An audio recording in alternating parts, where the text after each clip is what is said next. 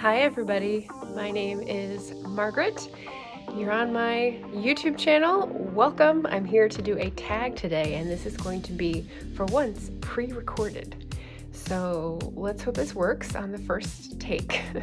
This is a tag called the Bookish A to Z Hot or Not, and it's funny because I did a group of book talk inspired with these kind of titles book tags last year at about this time, so I'll drop links to those. Those were pretty fun.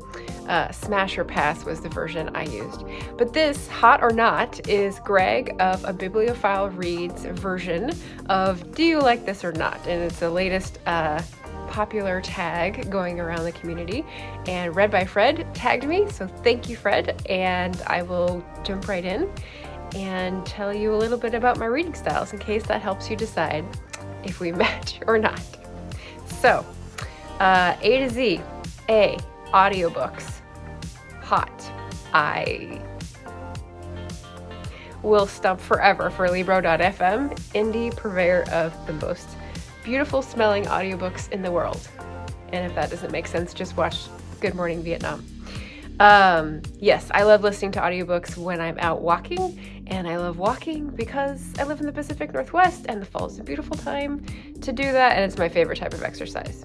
TMI. Okay, Bildungsroman for B, and this just basically means a coming-of-age novel. Hot. C, children's books. Not. I don't read children's books because I'm not a child. The exceptions are the ones that I am nostalgic for, or for some reason someone recommends, like they illustrated it, for example. D, digital. I'm gonna say not, but again, there are exceptions if that's the only way to get a book. I have read some really great ebooks, but I prefer not to read words on a screen because as a writer, that's what I do all day long. E, experimental. Not. I do not like feeling confused and like I am wandering through a forest without a map, so no. F, fantasy. Hot. Not all kinds of fantasy are my bag, but I do like a lot of great classic fantasy. Not the epic tomes that we have right now, perhaps, but yeah, I have a good handful of fantasy favorites. I've never done a video on that, but maybe that'll be soon. G, graphic novel. Not. There are exceptions, of course. Ooh, and I was going to show the exceptions, so I will do that now. I will go grab them and come back. H, horror. Not a horror girly. I, inspiration. Not. Usually this comes across too smarmy and religious for me, although there are exceptions. Mostly inspirational books that work for me are ones that are based in psychology or sociology or social justice that are appealing to compassion and creativity, so those can hop right on in. J, journalism. Hot. I've read some really great books by journalists lately, so I will highlight those in the description below as well. K, kitsch. Not. I think it's great to observe people enjoying kitsch. I love people enjoying their hobbies, and if they're obsessed about a specific thing, I love that for them, but I don't go overboard in the, I don't know, velvet paintings of Elvis kind of category. That's what kitsch says to me. Library. Totally hot. Even though my Portland library system is limping through some transitional phase right now, we're gonna come out stronger, and I definitely use my library a lot for most of the new releases that I get, and encourage you to request new books at your library because that helps the authors, and you're paying into a system that will help others, which is what I love to see. M, mystery. Hot. Lots of different subgenres of mystery that I love, so yeah, definitely. N, nonfiction. Hot.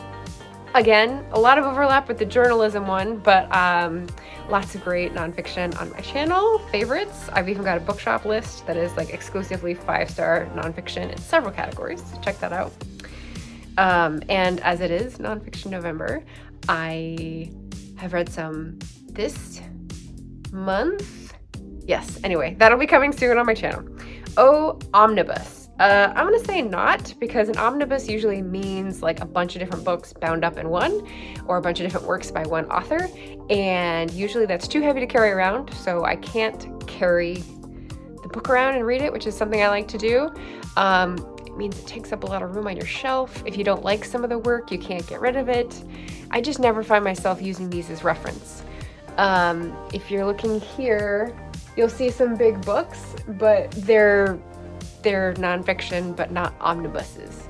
So like Norton's anthology kind of stuff is what I think of. And I'm like, well, it would be nice to have all of Shakespeare, but I'll stick with my Yankee copies that I like annotated and wrote up when I was in high school. P, poetry. Not only because, again, kind of like experimental, it's much harder to grasp. There are exceptions, of course, and some people are very clear with their poetry. And maybe I'll do a shout out here for a couple of my favorite recent poets. But on the whole, I don't go for poetry often. Quests.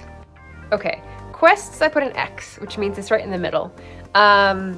You can have really great quests and you can have really obnoxious quests. So I'm right in between hot or not. Romance, definitely hot. I mean, that's what this quiz was invented for, I believe. Lots of subgenres in romance. If you don't like romance, it means you just haven't found your subgenre yet, I promise. Science fiction, I'm gonna say no, with exceptions, of course.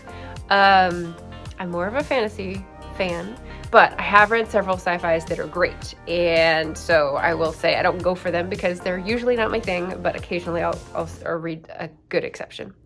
T, translation. I'm gonna say not, but I'm still trying. So I still participate in Women in Translation every August, and I do try to be open to translations and search them out and talk to people about them and get a good read on what would work. And I just am usually disappointed with my response. Not that they're not good work, but that whatever comes across to me, it's lukewarm. So, I will keep trying. You, Ubermensch. So here we've got, I have not, but like because meh. A hero that can do everything leads to a story that isn't very exciting, like the tension sags, the pacing probably has problems. And so like, it's not that it's an Ubermensch per se, but like that makes it much more difficult to make the story compelling. My 2 cents. V for Victorian. And okay, so I'm gonna say hot because I do participate in Victober every year, and I am a hardcore Charlotte Bronte fan from high school, but I keep scraping the bottom of the barrel. The last 3 years I've tried to read for Victober and have not been impressed with the results. This October it was Agnes Grey by Anne Bronte. Finally read that and not even. W, Western. I'm gonna say not with rare exceptions. And then X, X-rated. Nope, not doing that. Exploitative. Y for YA. This is the other X I gave. I like young adult when it acts like a Pixar movie, in that there are levels that are appropriate for young adults and there are levels of understanding that go deeper that would be just as good for adults. So like the humor in Pixar movies. So yeah, the YA is like, it could be good, it could be terrible. That's my take. And then Z, Zeitgeist. We're gonna give a hell yeah, thumbs up, hot. Zeitgeist just means like the spirit of the time, like what is moving people at the moment, whether it's the Me Too movement, whether it's climate justice, whether it's racism and commentary on whatever your experiences in life, like whatever is being talked about, that obviously is going to make its way into literature. And so I don't read a lot of new releases, but when I do, it's Crown Royal? No, it's going to be a zeitgeisty type book. So check out my recent reviews if you're interested in seeing those. So this has been my Bookish A to Z, hot or not. Thank you, Greg, for the tag. Thank you, Fred, for the tag. And I will pop the people I'm tagging down below. And here we are with our exceptions. graphic novels, Exceptions, The Life-Changing Magic of Tidying Up by Marie Kondo. I've definitely read some of her other things, watched her Netflix series, but bought this one and have read it, reread it, enjoyed it a lot. It's got a little fictional storyline to mix in with the Shintoist and organizer tenets as she espouses. Had this really special one that I found in a used shop, Dare to Disappoint, Growing Up in Turkey by Özge Samanci. She's the illustrator who is autobiographically recounting some social, political change events in Turkey and how she lived through them. Really fascinating way to portray it. Loved it. Exceptions in Inspirational. So like I said, sociology, psychology rooted stuff. I read this earlier this year, Becoming the One by Shaileana Ayana. Heal your past, transform your relationship patterns, come home to yourself. This is based in psychotherapy and attachment therapy, and just goes a lot deeper into like trauma response and how we try to protect ourselves but ultimately undermine our position. So I really found this to be inspirational. And we've got a long time ago when I got into Alan Watts. The first one I think that I read of his, The Book on the Taboo Against Knowing Who You Are.